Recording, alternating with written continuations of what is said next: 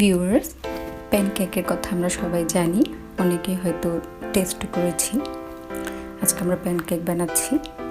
এর জন্য লাগছে 2টো ডিম, পুরো 2টো ডিম, এবং সাথে দিব আমরা 1 কাপ পরিমাণ চিনি। চিনিটা একটু মিহি হলে ভালো হয়, বা ছোট দানার চিনি হলে তাড়াতাড়ি মিশে। এরকম একটা হ্যান্ড বিটার দিব, ভালোভাবে বিট করে নেব। এর জন্য কিন্তু মেশিনে বিটারটা ইউজ না করাটাই ভালো, আমরা হাত দিয়ে করব। এখন দেব সামান্য লবণ, এটা স্বাদ অনুযায়ী। লবণটা দেওয়ার পর আবার ভালোভাবে একটু বিট করে নেব। দেখুন প্রায় মিশে গেছে। এবার আমরা এখানে দেব 1.5 কাপ পরিমাণ ময়দা, অল পারপাস ময়দা 1.5 কাপ পরিমাণ। আমরা পুরোটা এখানে দিয়ে দেব। 2টো ডিমের সাথে কিন্তু 1.5 কাপ ময়দা এনাফ। এর বেশি হলে কিন্তু অনেক ফোম ভাবটা থাকবে না। এবং এটা আমরা মাখার জন্য ইউজ করব দুধ, লিকুইড দুধ যেটা। দিচ্ছি আধা চামচ পরিমাণ বেকিং পাউডার।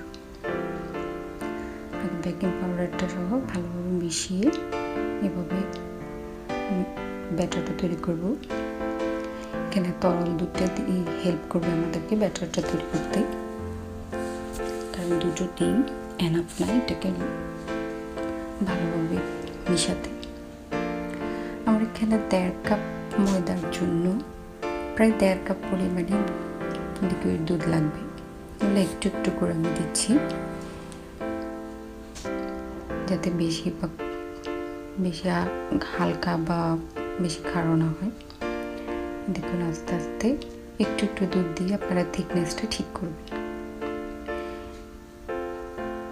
এটা কিন্তু মাপ আপনার 1.5 কাপের জন্য 1.5 কাপ দুধ লাগবেই।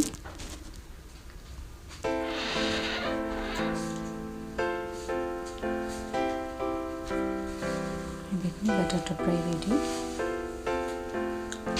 এবার আমরা চুলে একটা ফ্রাই প্যান বসাবো, সেখানে হালকা একটু তেল ব্রাশ করে নিব।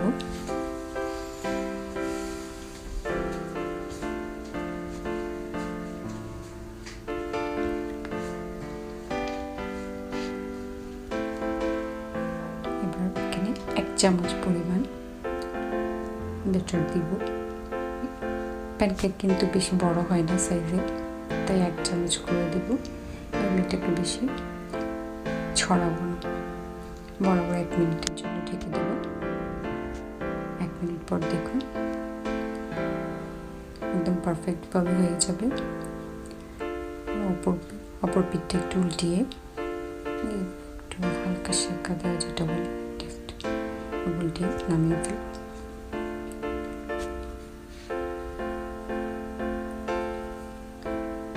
আমরা কিন্তু অনেকে প্যানকেক বিভিন্নভাবে খাই। আমি এটা পরিবেশন করব ভ্যানিলা আইসক্রিম দিয়ে।